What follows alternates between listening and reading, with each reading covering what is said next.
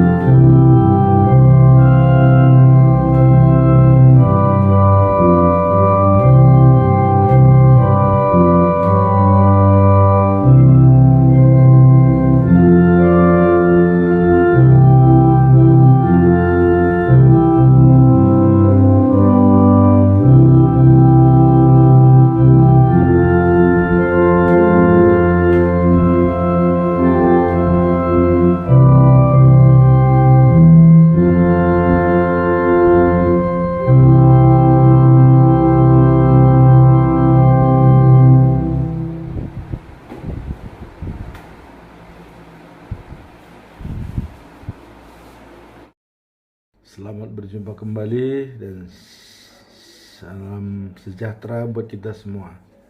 Kembali kita baca firman Tuhan yaitu 1 Samuel pasal yang ke-15 sampai dengan yang ke-18. Perang melawan orang Amalek. Pada suatu hari Samuel berkata kepada Saul, "Tuhanlah yang menyuruh aku melantik baginda menjadi raja atas Israel umatnya. Sebab itu, hendaklah baginda mendengarkan perintah Tuhan yang Maha Kuasa. Dia akan menghukum orang Amalek, karena leluhur mereka melawan orang Israel ketika orang Israel datang dari Mesir. Jadi pergilah dan seranglah orang Amalek dan hancurkan segala milik mereka. Janganlah tinggalkan sesuatu apapun. Bunuhlah semua orang laki-laki, wanita, anak-anak, dan bayi, juga sapi, domba, unta, dan keledai." Lalu Saul mempersiapkan tentaranya dan menghitungnya di Telaim. Ada 200.000 orang prajurit dari Israel dan 10.000 orang dari Yehuda. Setelah itu pergilah Saul bersama-sama anak buahnya ke kota Amalek dan menghadang musuh di dasar sungai yang kering. Ia juga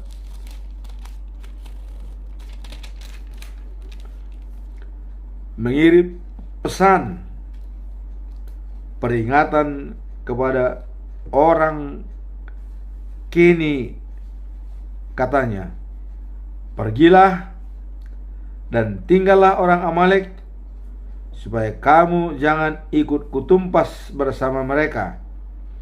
Sebab dahulu leluhurmu telah menunjukkan sikap persahabatan kepada orang Israel ketika orang Israel datang dari Mesir. Maka pergilah orang Keni dari situ." Setelah itu Saul bertempur dengan orang Amalek dan mengalahkan mereka sepanjang jalan dari Hawila sampai ke Syur di sebelah timur Mesir. Seluruh rakyat dan tentara Amalek dibunuh oleh Saul. Tetapi Agag, raja orang Amalek, ditangkap dan dibiarkan hidup oleh Saul dan tentaranya. Demikian juga domba dan sapi yang paling baik, anak sapi serta anak domba yang paling gemuk, dan segala sesuatu yang berharga, hanya ternak yang tidak berguna dan tidak berharga saja yang dibinasakan. Saul tak diakui lagi sebagai raja oleh Tuhan. Lalu berkatalah Tuhan kepada Samuel, "Aku menyesal telah mengangkat Saul menjadi raja, sebab ia telah berbalik daripadaku dan tidak melaksanakan perintahku." Samuel sedih, dan sepanjang malam ia mengeluh kepada Tuhan. Keesokan harinya pagi-pagi, Samuel berangkat hendak bertemu dengan Saul. Kepadanya diberitahu bahwa Saul telah pergi ke kota Karmel untuk mendirikan batu peringatan bagi dirinya di sana, lalu terus ke Gilgal.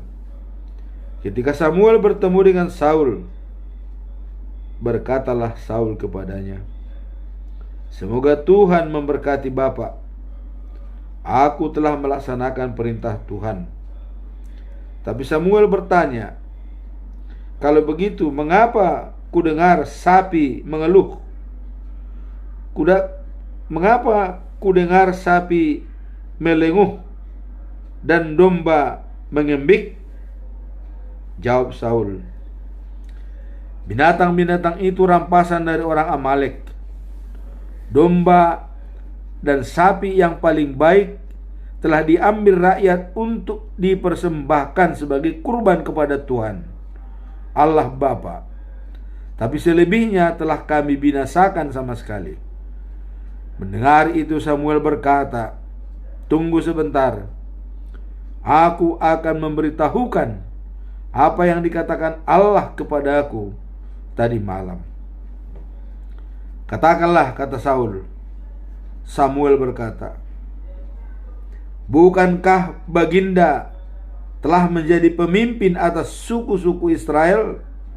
Meskipun baginda menganggap dirinya tidak penting, baginda telah dipilih Tuhan menjadi raja atas Israel. Lagi pula baginda disuruh Tuhan membinasakan orang Amalek yang jahat itu. Baginda disuruhnya berperang melawan mereka sampai mereka habis semuanya. Mengapa baginda tidak mentaati perintah Tuhan? Mengapa baginda beramai-ramai mengambil barang rampasan? Dan dengan begitu baginda membuat kesal hati Tuhan." Saul menjawab, "Aku telah mentaati perintah Tuhan dan pergi berperang sesuai dengan suruhannya kepadaku. Agag raja Amalek kutawan, dan semua orang Amalek telah kubunuh. Tetapi anak buahku tidak membunuh semua ternak. Mereka telah memilih domba dan sapi yang paling baik dari hasil rampasan itu untuk mempersembahkannya di Gilgal sebagai kurban kepada Tuhan Allah Bapa." Tapi Samuel berkata, "Manakah yang lebih disukai Tuhan? Ketaatan atau kurban persembahan? Taat kepada Tuhan lebih baik daripada mempersembahkan kurban. Patuh lebih baik daripada lemak domba. Sebab membangkang terhadap Tuhan sama jahatnya seperti melakukan sihir, dan hati yang sombong sama jahatnya seperti menyembah dewa. Karena baginda telah melawan perintah Tuhan, maka Tuhan pun tidak mengakui baginda lagi sebagai raja." Mendengar itu, Saul mengaku kepada Samuel, katanya, "Memang aku telah berdosa. Aku melanggar perintah Tuhan dan mengabaikan petunjuk Bapa. Aku takut kepada anak buahku, lalu kukabulkan permintaan mereka. Tetapi sekarang aku mohon kepada Bapa, ampunilah dosaku dan kembalikanlah bersama-sama dengan aku ke Gilgal, supaya aku dapat beribadat kepada Tuhan." Tapi Samuel menjawab, "Aku tidak mau kembali bersama-sama dengan baginda. Baginda telah melawan perintah Tuhan, dan sekarang dia tidak mengakui baginda sebagai raja Israel." Lalu Samuel berpaling hendak pergi, tetapi Saul menahan dia dengan memegang jubahnya, sehingga jubah itu sobek. Lalu berkatalah Samuel kepadanya, "Pada hari ini Tuhan telah menyobek kerajaan Israel dari baginda dan memberikannya kepada orang lain yang lebih baik daripada baginda. Yang mulia Allah Israel tidak berdusta dan tidak pula mengubah pendiriannya, karena dia bukan manusia." Saul menjawab, "Aku telah berdosa, tetapi tolonglah Pak, kembalikan bersama-sama dengan aku, supaya dapat beribadat kepada Tuhan Allah Bapa. Dengan demikian Bapa menghormati aku di depan para pemimpin bangsaku dan di depan seluruh Israel." Maka kembalilah Samuel bersama-sama dengan dia ke Gilgal, dan Saul beribadat kepada Tuhan. Kemudian Samuel memerintahkan, "Bawalah Raja Agag kemari." Agag datang kepadanya dengan penuh harapan, karena ia berpikir bahaya maut telah lewat. Lalu Samuel berkata, seperti pedangmu telah membuat banyak ibu kehilangan anaknya, demikian juga ibumu akan kehilangan anaknya. Lalu Samuel mencincang Agag di depan mezbah di Gilgal. Sesudah itu Samuel pergi ke Rama, dan Raja Saul pulang ke rumahnya di Gibea. Sampai akhir hidupnya Samuel tidak bertemu lagi dengan Saul. Tetapi Samuel sedih karena Tuhan menyesal telah mengangkat Saul menjadi raja Israel. Pasal yang ke-16. Daud dilantik menjadi raja dengan upacara perminyakan. Beberapa waktu kemudian Tuhan berkata kepada Samuel, "Berapa lama lagi engkau bersedih hati karena Saul? Bukankah dia telah tak diakui sebagai raja Israel? Sekarang ambillah minyak zaitun dan pergilah ke Betlehem kepada seorang yang bernama Isai, karena salah seorang dari anak-anaknya telah kupilih menjadi raja." Tetapi Samuel bertanya, "Bagaimana aku harus melakukannya? Jika hal itu kedengaran oleh Saul, pastilah aku dibunuhnya." Tuhan menjawab, "Bawalah seekor sapi muda dan katakanlah kepada rakyat bahwa engkau datang ke sana untuk mempersembahkan kurban kepada Tuhan. Lalu undanglah Isai di upacara pengorbanan itu. Nanti akan kuberitahukan apa yang harus kau lakukan. Orang yang kutunjukkan kepadamu harus kau lantik menjadi raja." Samuel melakukan seperti yang dikatakan Tuhan. Ketika ia sampai di Betlehem, para pemimpin kota menyambutnya dengan terkejut dan bertanya, "Apakah kunjungan Bapak membawa selamat?" Jawab Samuel, "Ya, benar. Aku datang untuk mempersembahkan kurban kepada Tuhan. Maka sucikanlah dirimu supaya dapat mengikuti upacara pengorbanan itu." Isai dan anak-anaknya juga disuruhnya menyucikan dirinya masing-masing dan diundangnya ke upacara itu. Karena mereka sudah berkumpul dan Samuel melihat Eliab anak Isai, pikirnya, pastilah ini yang akan dipilih Tuhan. Tetapi Tuhan berkata kepada Samuel, "Janganlah kau terpikat oleh rupanya yang elok dan tinggi badannya. Bukan dia yang kuhendaki. Aku tidak menilai seperti manusia menilai. Manusia melihat rupa, tapi aku melihat hati." Kemudian Isai memanggil Abinadab, anaknya, lalu disuruhnya menghadap Samuel.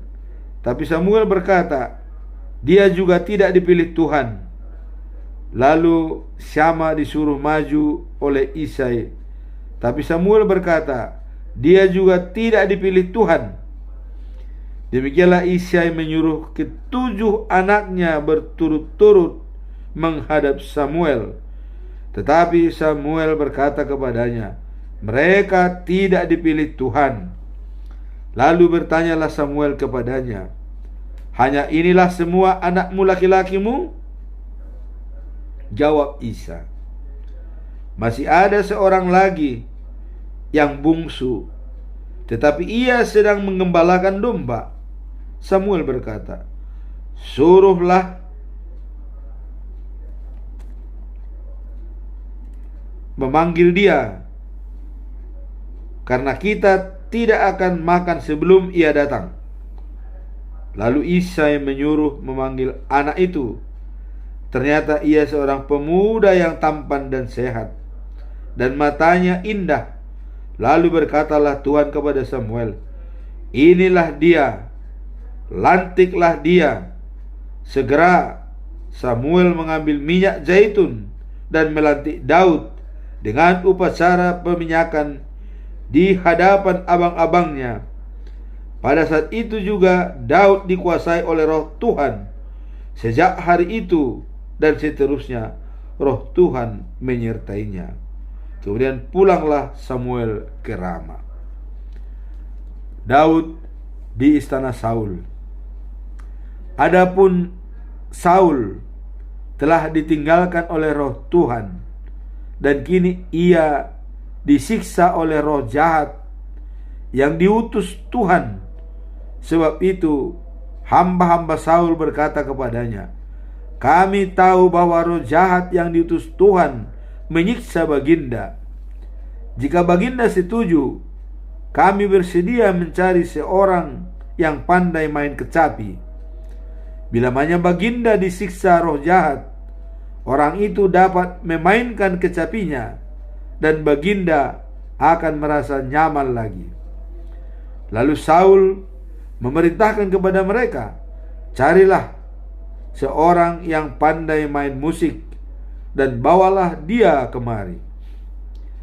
Mendengar itu, seorang hambanya berkata, "Isai penduduk kota Bethlehem mempunyai seorang anak laki-laki yang pandai main musik.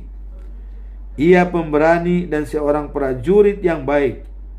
Lagi pula ia gagah dan pandai berbicara, dan Tuhan selalu menolongnya." Maka Saul mengirim utusan kepada Isai membawa pesan ini, "Suruhlah anakmu Daud yang menjaga domba-dombamu itu menghadap kepadaku." Kemudian Isai menyiapkan seekor keledai, lalu memuatinya dengan seekor anak kambing, roti, dan kantong kulit berisi penuh anggur. Semuanya itu diberikannya kepada Daud untuk dipersembahkan kepada Saul. Demikianlah Daud datang kepada Saul dan menjadi pelayannya. Ia sangat disayangi Saul dan diangkat menjadi pembawa senjatanya. Kemudian Saul mengirim pesan kepada Isai, "Aku suka kepada Daud. Izinkanlah dia tetap tinggal di sini dan melayani aku." Sejak itu setiap kali Saul didatangi roh jahat itu, Daud mengambil kecapinya dan memainkannya. Lalu Saul merasa tenang dan nyaman lagi karena ditinggalkan oleh roh jahat itu. Goliat menantang orang Israel, pasal yang ke-17. Pada suatu ketika orang Filistin mengerahkan tentaranya untuk maju berperang.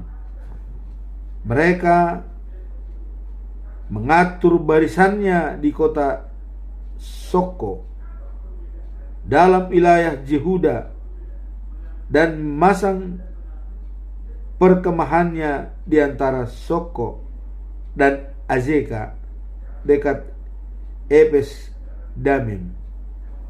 Saul dan orang-orang Israel berkumpul juga dan berkemah di lembah Ela. Mereka bersiap-siap untuk menghadapi serangan orang Filistin. Demikianlah barisan orang Filistin berdiri di sebuah bukit, yang barisan orang Israel di bukit yang lain, dan di antaranya ada sebuah lembah. Maka seorang jago berkelahi yang bernama Goliat dari kota Gad keluar dari perkemahan Filistin untuk menantang orang Israel. Tingginya kira-kira 3 meter, dan ia memakai topi tembaga dan baju perang tembaga yang beratnya kira-kira 57 kilogram. Kakinya dilindungi oleh penutup kaki dari tembaga, dan di bahunya ia memanggul lembing tembaga. Gagang tombaknya sebesar kayu pada alat tenun, dan mata tombaknya kira-kira 7 kilogram beratnya. Seorang prajurit berjalan di depannya dengan membawa perisainya. Goliat berhenti lalu berseru kepada tentara Israel, "Apa yang sedang kamu lakukan di sini? Hendak berperangkah kamu? Aku seorang Filistin. Hai hamba-hamba Saul, pilihlah seorang di antara kamu yang berani turun untuk bertempur melawan aku. Jika dalam perang tanding itu aku terbunuh, kami rela menjadi hambamu. Tetapi jika aku yang menang dan membunuhnya, kamulah yang akan menjadi hamba kami. Sekarang juga kutantang tentara Israel, pilihlah seorang untuk bertanding melawan aku." Ketika Saul dan orang-orangnya mendengar tantangan itu, terkejutlah mereka dan menjadi sangat ketakutan. Daud di perkemahan Saul. Daud adalah anak Isai, orang Efrata dari Bethlehem di Yehuda. Isai mempunyai 8 orang anak laki-laki, dan pada zaman pemerintahan Saul, Isai sudah tua sekali. Ketika anak Isai yang tertua telah pergi berperang mengikuti Saul, yang sulung bernama Eliab, yang kedua Abinadab, dan yang ketiga Sama. Daud anak yang bungsu. Pada waktu ketiga abangnya yang tertua itu sedang berperang mengikuti Saul, Daud sering meninggalkan Saul dan pulang ke Bethlehem untuk menggembalakan domba ayahnya. Selama 40 hari, setiap pagi dan petang, Goliat mendekati barisan orang Israel dan menantang mereka. Pada suatu hari, Isai berkata kepada Daud, "Ambillah 10 kilogram jagung bakar dengan 10 roti ini dan bawalah kepada abang-abangmu di perkemahan tentara. Bawalah juga 10 buah keju ini untuk komandan pasukan. Tanyakanlah bagaimana keadaan abang-abangmu, dan bawalah bukti untukku bahwa engkau telah bertemu dengan mereka dan mereka dalam keadaan selamat. Mereka ada di lembah Ela bersama Raja Saul, dan semua orang Israel sedang bertempur melawan orang Filistin." Keesokan harinya pagi-pagi, Daud bangun lalu berkemas. Dombanya dititipkannya kepada seorang penjaga. Kemudian ia mengambil bawaannya lalu berangkat. Sesuai dengan perintah ayahnya, ia sampai ke perkemahan pada waktu orang Israel berangkat ke medan pertempuran sambil memekikkan sorak perang. Tentara Filistin dan tentara Israel saling berhadapan dan bersiap-siap untuk bertempur. Lalu Daud menitipkan bawaannya itu kepada penjaga perlengkapan tentara dan lari ke medan perang untuk menemui abang-abangnya. Tetapi ketika ia sedang berbicara dengan mereka, Goliat maju ke depan dan menantang orang Israel seperti yang biasa dilakukannya. Daud pun mendengar kata-kata tantangannya itu. Segera setelah orang Israel melihat Goliat, mereka lari ketakutan. "Lihatlah dia," kata mereka sesamanya. "Dengarlah kata-kata tantangannya. Saul raja kita telah berjanji bahwa siapa saja yang membunuh Goliat akan diberikan hadiah yang besar. Raja juga akan mengawinkan orang itu dengan putrinya, dan keluarga ayah orang itu akan dibebaskan dari pajak. Lalu Daud berkata, berani benar orang Filistin itu, kafir itu menantang tentara Allah yang hidup. Kemudian ia bertanya kepada salah seorang prajurit, apakah yang akan diberikan kepada orang yang bisa membunuh orang Filistin itu dan menghapus penghinaan dari Israel? Rakyat memberitahukan kepadanya apa yang telah dijanjikan raja. Eliab, abang Daud yang sulung, mendengar Daud berbicara dengan prajurit-prajurit. Dia menjadi marah kepada Daud dan berkata, mengapa kau datang kemari? Siapa telah kau suruh mengurus domba-dombamu yang beberapa ekor itu di padang gurun? Aku tahu kau berlagak berani. Kau datang kemari hanya untuk melihat pertempuran, bukan? Jawab Daud, apa salahku? Aku kan bertanya. Lalu dia pergi dan menanyakan hal yang sama kepada prajurit-prajurit yang lain, dan ia mendapat jawaban begitu juga. Tetapi beberapa orang yang mendengar perkataan Daud menyampaikannya kepada Saul. Jadi Daud dipanggilnya menghadap. Kata Daud kepada Saul, Baginda, kita tak perlu takut kepada orang Filistin ini. Hamba bersedia melawan dia. Jangan, jawab Saul. Bagaimana mungkin engkau bertanding dengan dia?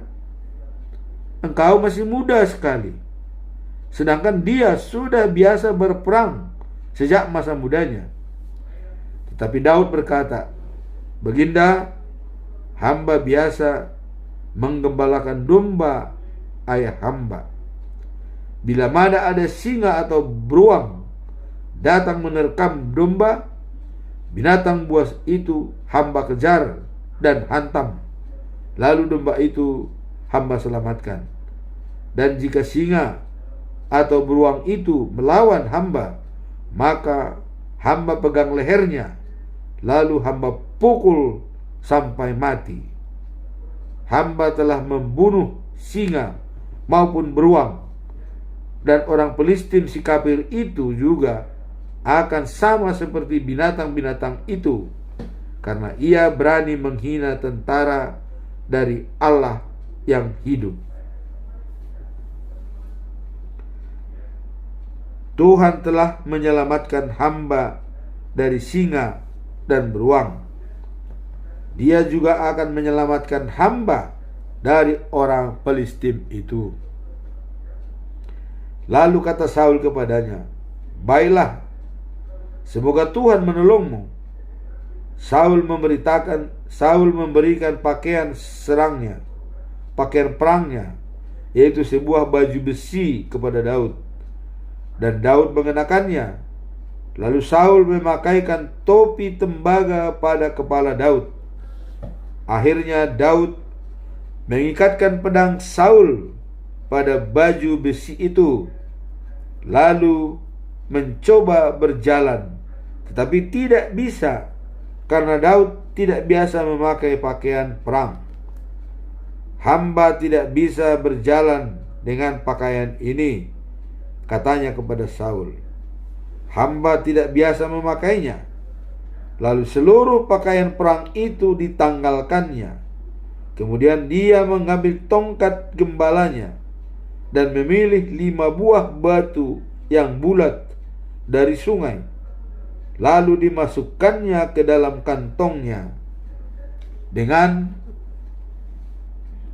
umban siap di tangannya.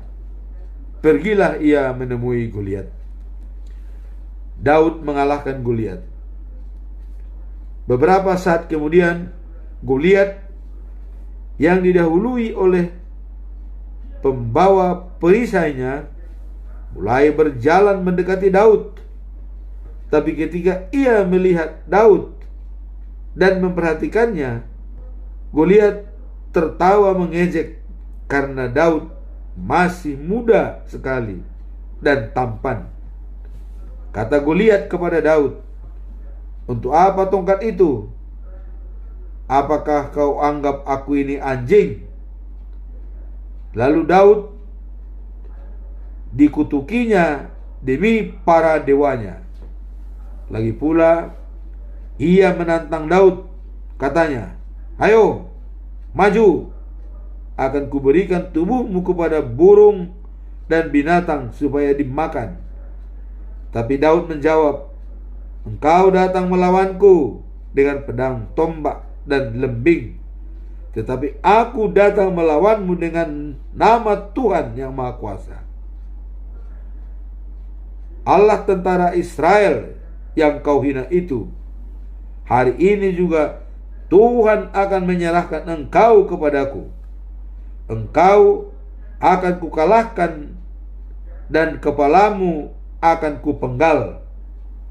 Tubuhmu dan tubuh prajurit-prajurit Filistim akan kuberikan kepada burung dan binatang supaya dimakan. Maka seluruh dunia akan tahu bahwa kami bangsa Israel mempunyai Allah yang kami sembah.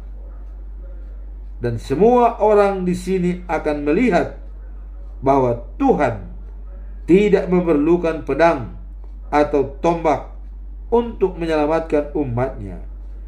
Dialah yang menentukan jalan peperangan ini, dan Dia akan menyerahkan kamu ke dalam tangan kami." Goliat mulai maju mendekati Daud. Lalu dengan secepat Daud berlari ke arah barisan orang Filistim untuk menghadapi dia. Daud merogoh kantongnya, mengambil sebuah batu, lalu diumbankannya kepada Goliat. Batu itu menghantam dahi Goliat sehingga pecahlah tengkoraknya dan ia roboh dengan mukanya ke tanah. Daud berlari kepada Goliat, lalu berdiri di dekatnya.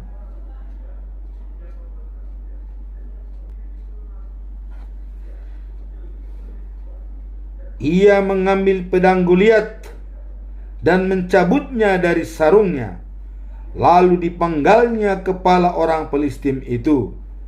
Demikianlah Daud mengalahkan dan membunuh Goliat hanya dengan umban dan batu. Ketika orang-orang Filistim melihat bahwa pahlawan mereka sudah mati, larilah mereka. Orang-orang Israel dan Yehuda bersorak-sorak dan mengejar orang-orang Filistim sampai ke Gat dan pintu gerbang Ekron. Orang-orang Filistim yang terluka bergelimpangan sepanjang jalan ke Saaraim itu. Setelah itu orang Israel kembali dari mengejar orang Filistim, lalu merampas isi perkemahan mereka. Daud mengambil kepala Goliat dan dibawanya ke Yerusalem. Tetapi senjata-senjata Goliat disimpannya di dalam kemahnya sendiri. Daud diperkenalkan kepada Saul. Ketika Saul melihat Daud pergi melawan Goliat, bertanyalah ia kepada Abner, panglima tentaranya. "Abner, anak siapakah dia?" "Hamba tidak tahu, Baginda," jawab Abner. Lalu perintah Saul, "Pergilah dan tanyakanlah hal itu."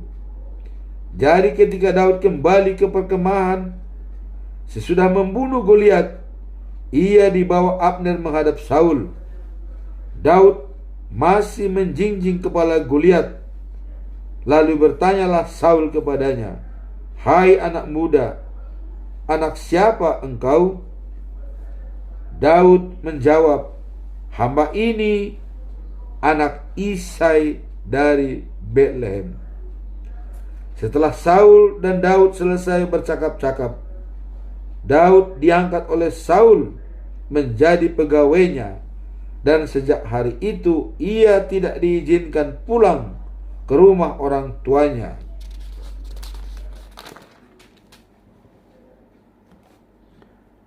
Jonatan putra Saul telah mendengar percakapan itu.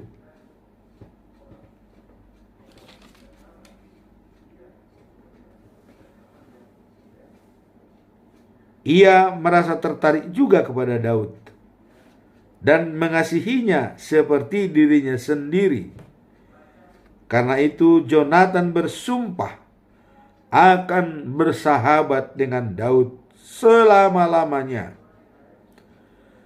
Jonatan menanggalkan jubahnya, lalu diberikannya kepada Daud, juga pakaian perangnya, serta pedangnya, busurnya, dan ikat pinggangnya. Daud melaksanakan dengan baik segala tugas yang diberikan Saul kepadanya. Sebab itu ia diangkat oleh Saul menjadi perwira dalam tentaranya, dan Daud disukai oleh semua prajurit serta oleh para hamba Saul. Saul menjadi iri hati kepada Daud. Ketika Daud kembali sesudah mengalahkan Goliat, orang Filistin itu dan para prajurit berbaris masuk ke dalam kota. Wanita-wanita keluar dari semua kota di Israel untuk menyambut Raja Saul. Mereka menyanyikan lagu-lagu gembira dan menari-nari dengan memainkan rebana dan kecapi. Sambil menari-nari, para wanita bernyanyi demikian, "Saul membunuh beribu-ribu musuh, tetapi Daud berpuluh-puluh ribu." Mendengar itu, Saul menjadi sangat marah, sebab pikirnya, Daud dianggap telah menewaskan berpuluh-puluh ribu, sedangkan aku hanya beribu-ribu saja. Sebentar lagi, tentulah ia dijadikan raja oleh mereka.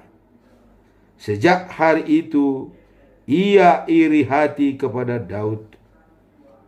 Keesokan harinya Saul ada di dalam rumahnya, sedang memegang tombaknya, dan tiba-tiba ia didatangi roh jahat yang diutus Allah, sehingga ia mengamuk seperti orang gila. Waktu itu Daud sedang main kecapi seperti biasa. Kutancapkan tombak ini kepada Daud sampai tertancap ke dinding, pikir Saul. Lalu ia melemparkan tombak itu sampai 2 kali kepada Daud. Tetapi Daud berhasil mengelak.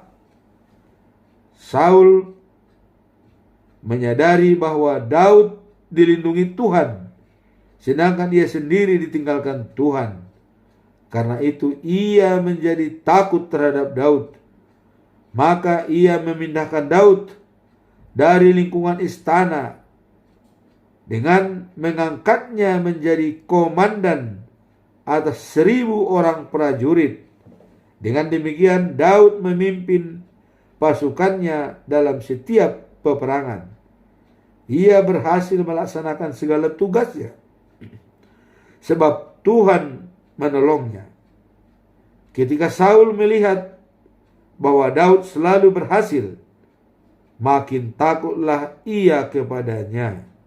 Tetapi seluruh Israel dan Yehuda sayang kepada Daud karena ia pemimpin yang banyak jasanya.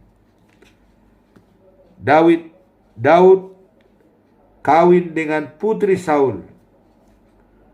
Saul merencanakan supaya Daud dibunuh oleh orang Filistin dalam pertempuran, agar bukan dia sendiri yang membunuhnya. Jadi pada suatu hari Saul berkata kepada Daud,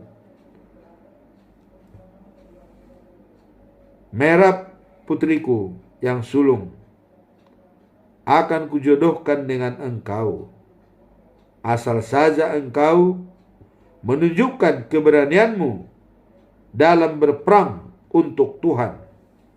Daud menjawab, "Siapakah hamba ini? Dan apalah arti keluarga ayah hamba di Israel, sehingga hamba menjadi menantu raja?" Tetapi ketika tiba waktunya, Merab hendak dikawinkan dengan Daud. Tahu-tahu gadis itu dikawinkan dengan Adriel dari Mehola. Mikal putri Saul yang lain jatuh cinta kepada Daud. Ketika Saul mendengar hal itu, ia setuju juga. Pikirnya, "Baiklah, kutawarkan Mikal kepada Daud, supaya Daud terjebak dan dapat dibunuh oleh orang Filistin."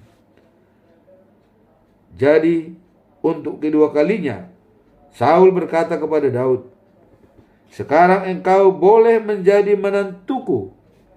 Lalu ia menyuruh para pegawainya supaya mengatakan kepada Daud dengan diam-diam demikian, "Baginda sayang kepadamu." Dan demikian juga semua pegawainya. Jadi sekaranglah saat yang tepat bagimu untuk mempersunting putrinya. Tapi ketika mereka menyampaikan saran itu kepada Daud, ia menjawab, "Kalian kira mudah untuk menjadi menantu raja? Aku kan orang miskin dan tidak berarti." Para pegawai itu memberitahukan kepada Saul jawaban Daud itu. Lalu Saul menyuruh mereka mengatakan kepada Daud begini, "Yang dikehendaki baginda sebagai emas kawin dan hanyalah 100 kulit kulup orang Filistin sebagai pembalasan kepada musuh baginda." Inilah yang direncanakan Saul untuk menewaskan Daud dengan perantaran orang Filistin. Para pegawai Saul menyampaikan pesan itu kepada Daud, dan Daud menerima tawaran raja. Karena itu, sebelum batas waktunya habis, ia berangkat dengan anak buahnya ke daerah Filistin. Dibunuhnya 200 orang Filistin, lalu diambilnya kulit kulup mereka dan diserahkannya kepada Saul tanpa kurang satu pun. Setelah itu Saul mengawinkan Mikal dengan Daud. Demikianlah Saul menyadari bahwa Daud dilindungi Tuhan dan juga dicintai oleh Mikal putrinya. Maka makin takutlah ia kepada Daud, dan ia membencinya seumur hidupnya. Setiap kali bila mana antara Filistin datang menyerang, Daud lebih berhasil menumpas mereka daripada para perwira Saul yang lain. Maka makin masyhurlah Daud. Demikianlah bacaan firman Tuhan yang bisa kita lihat tadi. Yang pertama adalah Saul berdosa, ya. Harusnya dia membunuh semua ternak-ternak dari Amalek, ya. Ternyata yang baik-baik itu diambil dan disimpan, yang jelek-jelek dibunuh, sehingga Tuhan marah kepada dia. Kemudian Tuhan memerintahkan kepada Samuel supaya diurapi Daud untuk menggantikan dia sebagai raja. Nah, itulah kita baca tadi bahwa Daud diberkati Tuhan dan bisa menjawab semua tantangan yang diberikan oleh Saul, ya. mengalahkan Goliat, dan kemudian membunuh orang Filistin sampai 200 orang dan menyerahkan kulit-kulitnya kepada Saul. Demikianlah bacaan firman Tuhan, dan kita akan lanjut pembacaan firman selanjutnya. Demikian, dan Tuhan memberkati. Amin. Subscribe, comment, and share.